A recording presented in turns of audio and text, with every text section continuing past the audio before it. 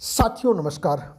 साथियों, कुछ नायक ऐसे होते हैं जो कालजयी होते हैं और उनके न रहने के बाद भी विभिन्न अवसरों पर, प्रसंगों पर उनकी चर्चा होती रहती है, यानी वो जन स्मृति में हमेशा बने रहते हैं। ऐसे ही नेताजी सुभाष चंद्र बोस, जिनकी कल जयंती है, वह नेताजी सुभाष चंद्र बोस जिनके जीवन का उत्तरार्ध थोड़ा अंधेरे में है, लेकिन यह जीवन का उत्तरार्ध अयोध्या से भी जुड़ता है, ऐसी जन चर्चा है, जनमान्यता है। साथियों, अयोध्या आने वाला प्रत्येक व्यक्ति, प्रत्येक दर्शनार्थी जब अयोध्या आता है तो उसकी जो अयोध्या में विराजमान रामलला सरकार के मंदिर, हनुमानगढ़ी, कनक भवन, दशरथ महल, इन सब दर्शनों के साथ साथ एक अपेक्षा होती है कि वह प्रभु श्री राम जी के महाप्रयाण स्थल, यानी कि जब उन्होंने यहाँ सरयू की धारा में खुद को विलीन कर लिया था, अपने शरीर को सरयू को सौंप दिया था, उस स्थल को भी देखना चाहते हैं। वहाँ पर एक भव्य मंदिर है, उसको देखना चाहते हैं। जब वो मंदिर की तरफ जा रहे होते हैं, उस मंदिर से 50 कदम पहले दाहिने हाथ उन्हें एक छोटी सी समाधि दिखती है। कुछ लोग उस पर निगाह डालते भी होंगे, कुछ बिना नोटिस किए आगे बढ़ जाते होंगे, क्योंकि वो समाधि चारों तरफ से विभिन्न व्यावसायिक प्रतिष्ठानों से, छोटी छोटी दुकानों से घिरी हुई है, तो ऐसे में बहुत निगाह नहीं पड़ती है। लेकिन जब उस समाधि की चर्चा आपसे करेंगे, आप उस समाधि के विषय में जानेंगे, तो आपको भी उस समाधि से थोड़ा सा जुड़ाव महसूस होगा, थोड़ी सी उत्कंठा भी होगी, थोड़ी सी आतुरता और जिज्ञासा भी होगी। वह समाधि प्रकट तौर पर गुमनामी बाबा की है। गुमनामी बाबा, यह नाम एक व्यक्ति को, जिनके नेताजी सुभाष चंद्र बोस होने का दावा किया जाता है, वह मीडिया के द्वारा दिया हुआ नाम है।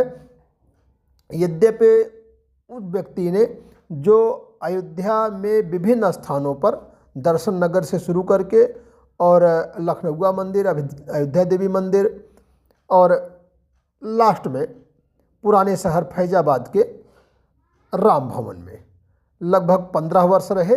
15 वर्ष का जो उनका जीवन था अयोध्या में विभिन्न स्थानों पर, वो काफ़ी रहस्यमय था। किसी से मिलना जुलना नहीं, किसी से कोई बात नहीं। कभी कोई दावा नहीं करता कि उन्होंने सामने बैठ कर के उनसे बात की हो, या कोई इस टाइप का किसी को इंटरव्यू दिया हो, किसी चर्चा पर चर्चा में शामिल हुए हो, कोई सार्वजनिक जीवन जिया हो।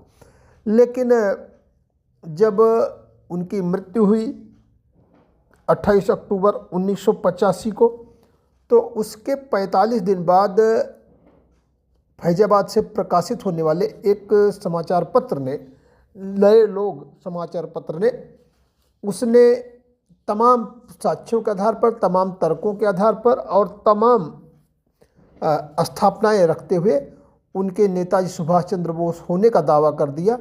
और उसके बाद से फिर देश में एक चर्चा लंबे समय तक चलती रही। यद्यपि नेताजी सुभाष चंद्र बोस की मृत्यु को लेकर के 2 जांच आयोग पहले ही गठित हो चुके थे, शाहनवाज आयोग, खोसला आयोग, और बाद में जब यह चर्चा आई तो मुखर्जी आयोग का भी गठन हुआ। उत्तर प्रदेश सरकार ने सहाय आयोग का गठन किया, और यह सब आयोग, इनकी रिपोर्टें अपनी जगह, जनता का विश्वास, जनता की चर्चा अपनी जगह।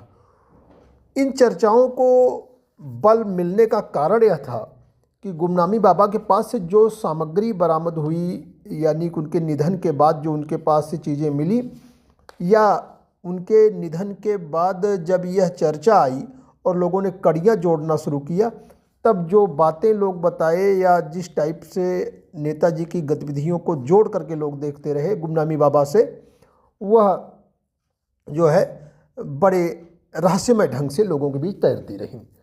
नेताजी के पास, यानी गुमनामी बाबा के पास, मैं बार बार नेताजी इसलिए कह रहा हूँ, नेताजी के प्रति अपनी श्रद्धा के चलते गुमनामी बाबा आप समझे, गुमनामी बाबा के पास से जो मिली सामग्री, उसे फैजाबाद के लॉकर में, रजिस्ट्री में उसे बंद करके रखा गया।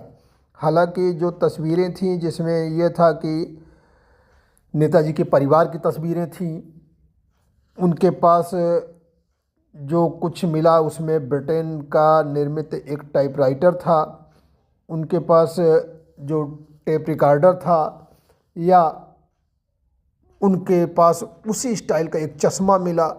तमाम बांग्ला साहित्य मिले, युद्ध नीति, राजनीति और इस सब टाइप के साहित्य मिले। नेताजी की मौत की सच्चाई के लिए जो आयोग गठित हुए थे, शाहनवाज आयोग एवं खोसला आयोग, इसकी रिपोर्ट की प्रति मिली। और आज़ाद हिंद फौज से जुड़ा तमाम साहित्य मिला, बांग्ला साहित्य मिला। ये सब टाइप की बहुत सारी ऐसी चीज़ें मिली जो नेताजी होने का भ्रम जो लोगों को था उसको पुष्ट कर रही थी कि गुमनामी बाबा ही नेताजी थे। इस चीज़ की जानकारी जब मिली नेताजी की भतीजी प्रमिला बोस को तो आई, और उन्होंने सब सामान देखने के बाद फफकते हुए कहा यह सब सामान उनके चाचा का ही है। बाद में उन्होंने हाई कोर्ट का भी दरवाज़ा खटखटाया था। ये सब चीज़ें हुई थी। वह जो कुछ भी घटित हुआ बाद में उसमें यह रिपोर्ट आई कि नेताजी से गुमनामी बाबा के सामानों में कुछ साम्य है या जो भी कुछ है, लेकिन स्पष्टता वह नेताजी थे यह कहना मुश्किल है। मुखर्जी आयोग ने भी इसका खंडन किया था और तमाम तर्क यह रखे जाते हैं कि इसके पीछे कुछ लोगों की मंशा थी कि वह अपने आप को महिमा मंडित करना चाहते थे। लेकिन आज भी लोग बड़ी श्रद्धा से अयोध्या, फैजाबाद, जुड़वा शहर के लोग और तमाम देश के तमाम ऐसे नेताजी को मानने वाले लोग वह गुप्तार घाट पहुंचते हैं। नेताजी की समाधि पर 23 जनवरी को उन्हें श्रद्धांजलि अर्पित करते हैं, पुष्पांजलि अर्पित करते हैं। उनका विश्वास अपनी जगह है।